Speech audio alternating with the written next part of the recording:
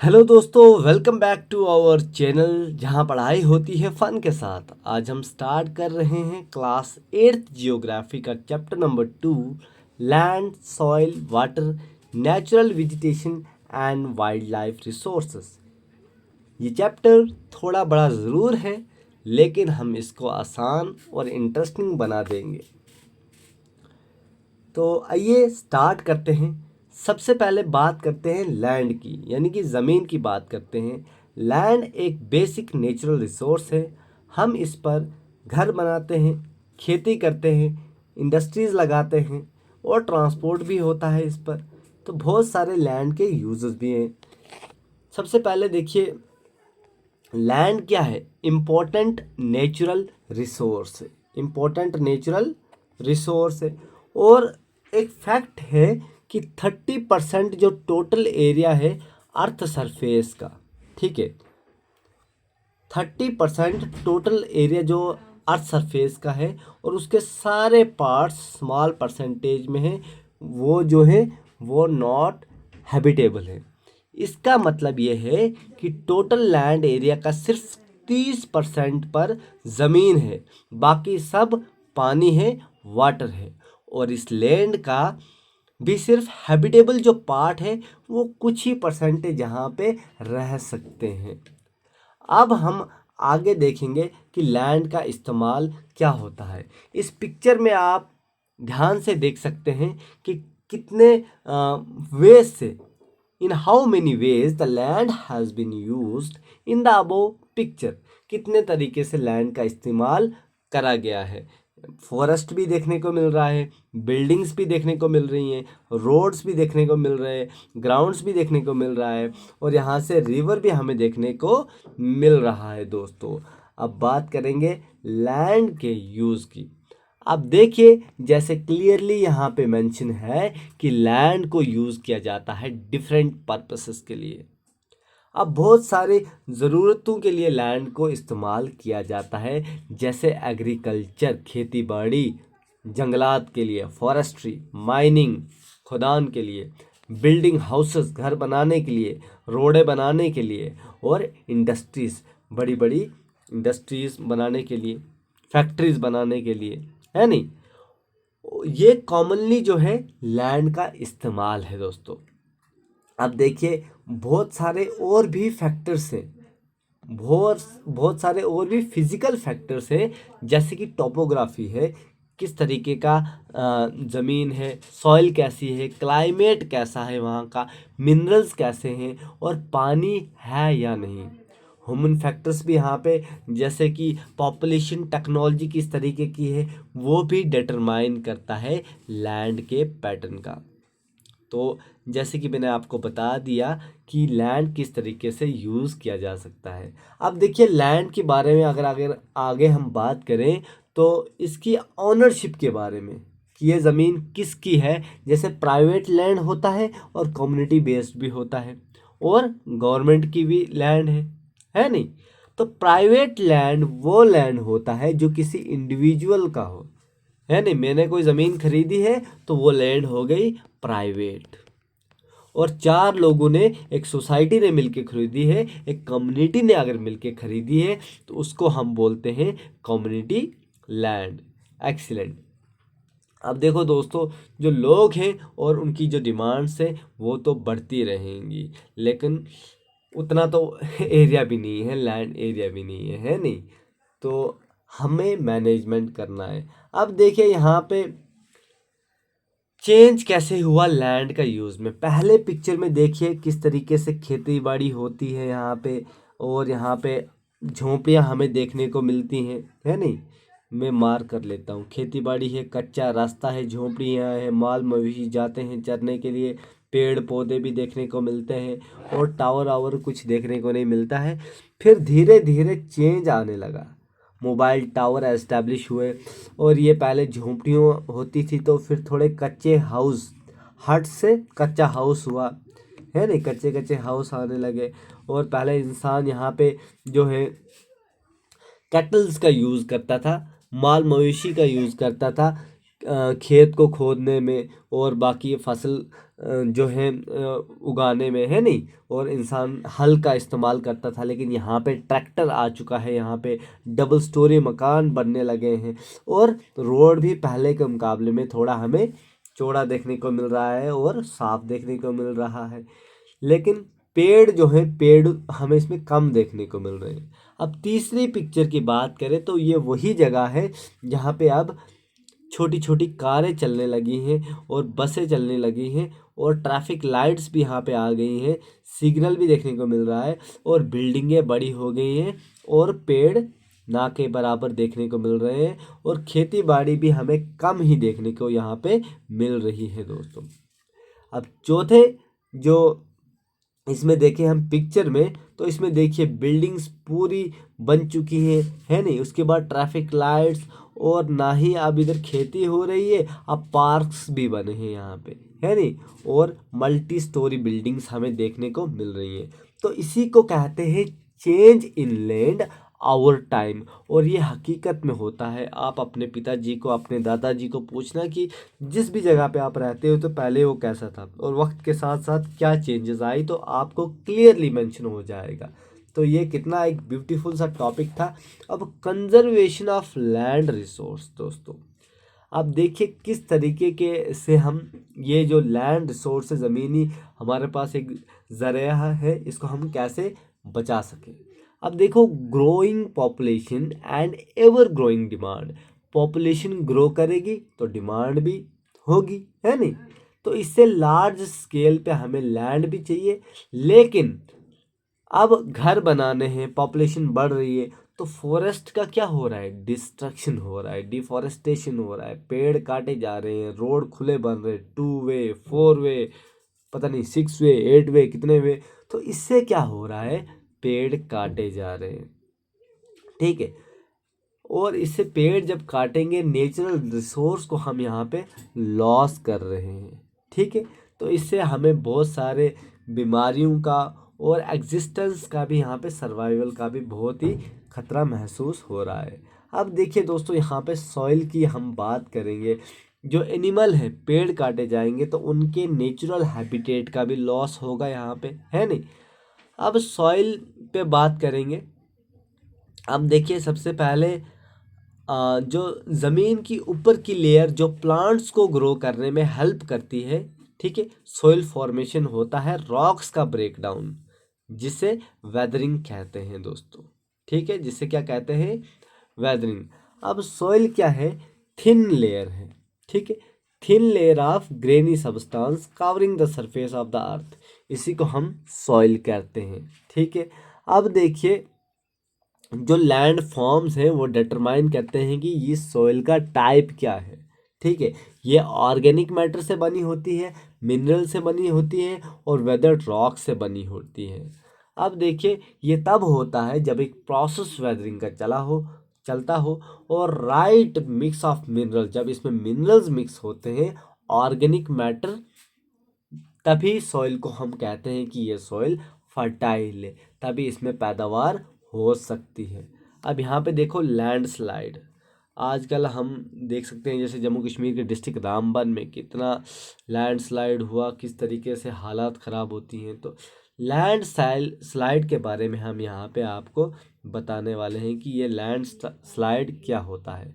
अब देखो, लैंडस्लाइड जो है, सिंपली इसको डिफाइन करते हैं हम, द मास मूवमेंट, मास मतलब पूरा पहाड़ ही गिर के नीचे आता है एक तरफ से, आधा उसका, है नहीं, ऑफ रॉक्स, चट्टाने जो होती हैं, पत्थर होते हैं, डेब्रिस और अर्थ डाउन स्लोप, एक स्लोप बनाता है नहीं, कर्व में पूरा नीचे आ जाता है। They often take place in conjunction with earthquake, earthquake के वजह से भी आता है, हैवी रेन के वजह से बादल फट जाता है तब भी आता है, फ्लड्स एंड वॉल्केनोज के वजह से भी आता है।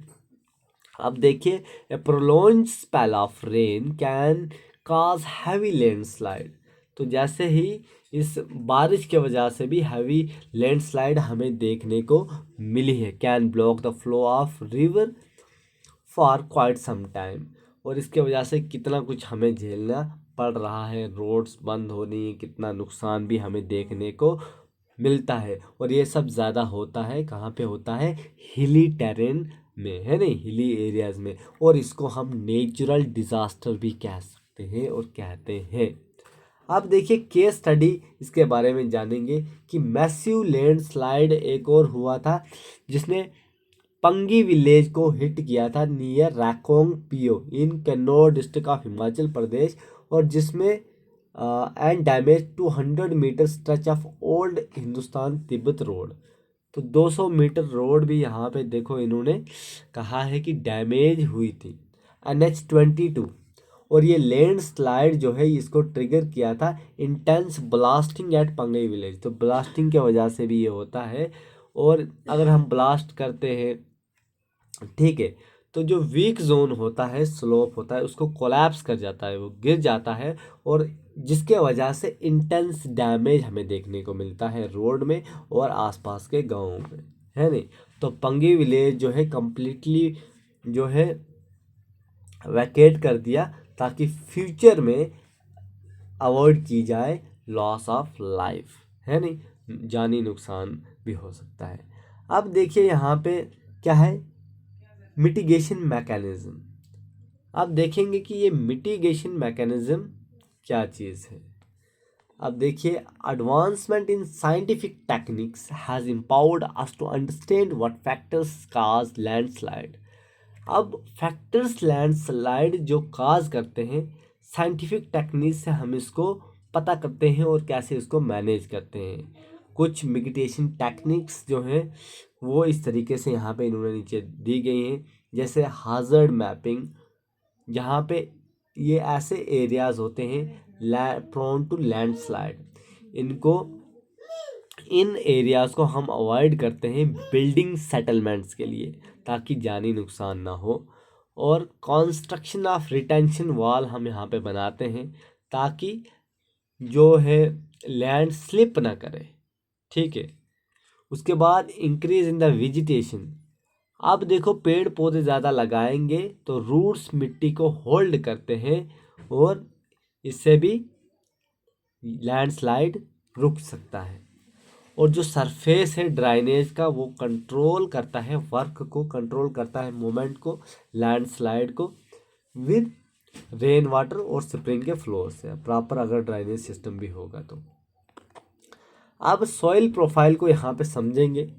देखो ये है ऊपर वाली घास, ठीक है, और जिस पे ये घास लगती है इसको हम कहते हैं टॉप सॉइल, और इसमें ह्यूमस और वेजिटेशन होता है। अब ये वाला पार्ट जो है इसको बोलते हैं सब सॉइल। इसमें सैंड भी होती है, सिल्ट भी होता है और क्ले भी होता है। अब देखिए इसके नीचे वाला ये जो पार्ट है इसको बोलते हैं वेदर्ड रॉक मटेरियल, और ये है पेरेंट रॉक। तो ये है सॉइल प्रोफाइल। अब फैक्ट एक है कि हज़ारों, हंड्रेड्स ऑफ ईयर्स, मतलब 100 साल या 100 साल से भी ज़्यादा, बहुत सारे 100 साल लगते हैं जिससे 1 सेंटीमीटर जो है सॉइल बनता है। अब फैक्टर्स देखेंगे वो कौन कौन से फैक्टर्स हैं जो इफ़ेक्ट करते हैं सॉइल फॉर्मेशन में। अब दोस्तों यहाँ पे देखिए सबसे पहले पेरेंट रॉक होता है जो डिटरमाइन करता है कलर क्या होगा, टेक्सचर क्या होगा, केमिकल क्या होगा, है ना, प्रॉपर्टीज़ क्या होंगी, मिनरल्स कंटेंट, परमेबिलिटी सॉइल की। उसके बाद क्लाइमेट एरिया का डिटरमाइन करता है, टेम्परेचर क्या होगा, रेनफॉल का इन्फ्लुएंस क्या होगा सॉइल पे, रेट ऑफ वेदरिंग क्या होगा, ह्यूमस फॉर्मेशन क्या होगी। अब टाइम जो है वो डिटरमाइन करता है थिकनेस ऑफ सॉइल प्रोफाइल की, जैसे हमने अभी डिस्कस किया सॉइल प्रोफाइल को। अब बात करेंगे फ्लोरा, फाना और माइक्रो ऑर्गेनिज्म की जो इफ़ेक्ट करता है ह्यूमस के फॉर्मेशन में। और रिलीफ की अगर बात करें तो एल्टीट्यूड जहाँ पे है और स्लोप है ये डिटरमाइन करता है एक्यूमुलेशन ऑफ सॉइल। अब देखो degradation of soil and conservation, आप जानेंगे डिग्रेडेशन और कंजर्वेशन ऑफ सॉइल। देखिए सॉइल जो है इरोजन होता है विंड और वाटर के थ्रू, ठीक है। इसका सलूशन है टेरेस फार्मिंग, देखो यहाँ पे दिया है अगर हम टेरेस फार्मिंग करेंगे तो हम इससे बच सकते हैं। काउंटर प्लोइंग है, उसके बाद शेल्टर बेल्ट्स आता है और एफोरेस्टेशन भी आता है। ये शेल्टर बेल्ट्स इस तरीके से बनती हैं, ठीक है, और एफोरेस्टेशन कम करना पड़ेगा तभी यहाँ पे हो पाएगा। अब चलते हैं पानी की तरफ। वाटर लाइफ का बेस है। वाटर का यूज़ होता है ड्रिंकिंग, इरिगेशन, खेती बाड़ी में, है नहीं, पीने के काम आता है, इरिगेशन के काम आता है, और उसके बाद इंडस्ट्री में, इलेक्ट्रिसिटी जनरेशन में, ये और भी बहुत सारे यूजेस है पानी के, है नहीं। तो सोर्स क्या है वाटर के? वाटर के अगर मैं इधर आपको सोर्स लिखूं तो सोर्स क्या क्या है? पहले तो होता है सरफेस वाटर, ठीक है, ज़रा इसको जूम करते हैं एक जगह। सरफेस वाटर, ठीक है, सरफेस वाटर। सरफेस वाटर जो होता है इसमें क्या क्या आता है? River and lakes, river and lakes, ठीक है, ये सरफेस वाटर आ गया। उसके बाद ग्राउंड वाटर आता है, ग्राउंड वाटर। उसके बाद रेन वाटर, बारिश का पानी, रेन वाटर। और एक और जो सोर्स है वो है ग्लेशियर्स, ग्लेशियर्स। तो ये सारे जो हैं सोर्सेस ऑफ वाटर हैं। लेकिन प्रॉब्लम क्या है? वाटर स्कैसिटी जो है बढ़ रही है पॉपुलेशन के हिसाब से, ग्रोथ जो हो रही है, और पोल्यूशन, और पानी जो गंदा हो रहा है। साफ पानी पीने लायक बहुत कम परसेंटेज में हमें देखने को मिलता है। अगर हम बात करेंगे वाटर कंजर्वेशन की, वाटर कंजर्वेशन, पेन खरीदेंगे वो ज़रा, उससे फिर अच्छा अच्छा लिखा जाएगा। करीबन 6,000 का पेन है ये, लो भाई साहब, इसीलिए इतना ख़राब लिखा जा रहा है। अब वाटर कंजर्वेशन हम कैसे कर सकते हैं? Rain water harvesting, rain water harvesting, ठीक है, रेन वाटर को हम सेव कर सकते हैं, हार्वेस्ट कर सकते हैं। ड्रिप इरिगेशन से, ड्रिप इरिगेशन, ठीक है। उसके बाद हम कर सकते हैं रीयूज और रिसाइकल, रीयूज कर सकते हैं और रिसाइकल, रिसाइकल। और उसके बाद इसमें हम अवेयरनेस सेपरेट कर सकते हैं, जैसे जो जल जीवन मिशन है, IWR, अवेयरनेस, NEWS, अवेयरनेस कर सकते हैं, है नहीं। Save every drop of water, ठीक है दोस्तों, नेचर का हिस्सा हैं हम, है नहीं। और प्लांट्स और एनिमल्स, जिसे हम नेचुरल वेजिटेशन और वाइल्ड लाइफ कहते हैं। यहाँ तक आपको समझ में आया होगा, आई होप। अब देखिए 1975 में बोलता है जो कंजम्पशन था वाटर का ह्यूमन में, वो था 3,850 क्यूबिक किलोमीटर पर ईयर। अब ये बताया जा रहा है कि 6,000 हो गया है 2000 में, तो अब 2025 है, 25 साल और हो गए हैं। अब आप अंदाज़ा लगा लो आगे। अब नेक्स्ट देखेंगे हम कि एक एक्टिविटी भी यहाँ पे दी है कि एवरेज कितना पानी लगता है, ठीक है। एवरेज जो है अर्बन इंडियन शहरी कितना पानी यूज़ करते हैं हर दिन, तो 150 लीटर के करीब। अब ड्रिंकिंग में 3 लीटर, कुकिंग में 4 लीटर, बाथिंग में 20 लीटर, फ्लशिंग में 40 लीटर, कपड़े धोने हैं तो 40 लीटर, बर्तन धोने 20 लीटर, और अगर पेड़ पौधों का शौक रखा है 23 लीटर। तो एवरेज 150 लीटर है दोस्तों। ये दिमाग खोलने वाली बात है, मज़ा आ जाएगा इसमें। देखो ना, पूरी कैलकुलेशंस यहाँ पे हो रही हैं कि ये काफ़ी इंटरेस्टिंग आपको लगेगा जब आप इसको मतलब पूरा इंटरेस्ट से पढ़ोगे यहाँ पे, है नहीं। तो अब देखिए नेचुरल वेजिटेशन का टाइप्स क्या होता है, पहले हम वो देखेंगे, ठीक है। कंजर्वेशन करना है, ये देखो गंगा यमुना की, इस पे हर बार पॉलिटिकल डिबेट होती है, लेकिन सफाई हमें देखने को यहाँ पे भी नहीं मिलती है। तो नेचुरल वेजिटेशन है, इसमें क्या क्या आता है? इसमें हमारे फॉरेस्ट आते हैं, फॉरेस्ट। उसके बाद क्या आता है? उसके बाद हमारे ग्रासलैंड्स आते हैं, ठीक है, सवाना और पेरीज, और उसके बाद श्रब्स आते हैं, डेजर्ट वेजिटेशन। आज देखो इम्पोर्टेंस क्या है, ये ऑक्सीजन देते हैं, सॉइल को बचाते हैं और क्लाइमेट बैलेंस में हेल्प करते हैं। लेकिन थ्रेट क्या है, थ्रेट है डिफॉरेस्टेशन। डिफॉरेस्टेशन, पेड़ों को जो काटा जाता है वो है थ्रेट। ठीक है, ये कुछ ज़्यादा, हाँ, डिफॉरेस्टेशन एक थ्रेट है। और क्या थ्रेट है, पोल्यूशन, जो पोल्यूशन होता है। ठीक है, और क्या थ्रेट है हमें, और है हंटिंग। ठीक है, एनिमल्स की हंटिंग और क्लाइमेट चेंज। आप कैसे इनको बचा सकते हैं, जैसे आप देख सकते हो कि बहुत सारे नेशनल पार्क्स हैं, national parks, wild life sanctuaries हैं। उसके बाद क्या है, रिफॉरेस्टेशन कर सकते हैं हम, रिफॉरेस्टेशन, और लॉज इस पे जो है उनको फॉलो करना है, और एंड अवेयरनेस फैला सकते हैं, स्प्रेड कर सकते हैं। ठीक है, तो ये सारी चीज़ें हेल्प करेंगी हमें कंजर्व करने में नेचुरल वेजिटेशन को दोस्तों।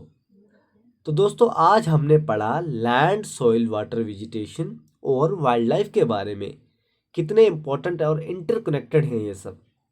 अब क्विक हम रिकैप यहाँ पे करेंगे। ठीक है, ये लेक्चर काफ़ी लंबा ना हो जाए। ठीक है, अब देखिए, ब्रह्मा कमाल मेडिसिनल हर्ब है, और ये ब्लू किंग फिशर है। ठीक है, तो आज हम क्विक अभी पाइथन, पाइथन को भी देखिए फॉरेस्ट में। अब देखो दोस्तों, ब्लैक बक जिसको प्रोटेक्शन चाहिए, ये भी यहाँ पे बताया है।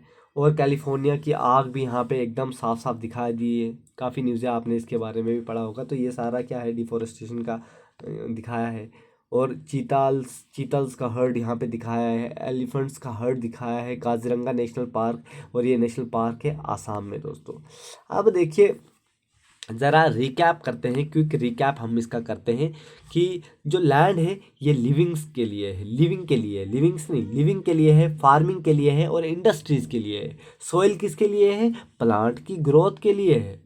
वाटर क्यों ज़रूरी है, इसेंशियल फॉर लाइफ, ज़िंदगी के लिए ज़रूरी है। और वेजिटेशन और वाइल्ड लाइफ जो है इकोलॉजिकल बैलेंस को मेंटेन करने के लिए है। अगर आपको ये वीडियो हेल्पफुल लगा हो तो लाइक करो, शेयर करो, कमेंट में लिखो ग्रीन अर्थ क्लीन अर्थ, और हाँ, चैनल को सब्सक्राइब करना मत भूलना फॉर फन लर्निंग। और आपका आज का जो टॉपिक है आपको कैसा लगा, इंटरेस्टिंग लगा, बोरिंग लगा, प्लीज़ आप कमेंट करके बता देना। फिलहाल 22 minutes is enough. Thank you so much for joining.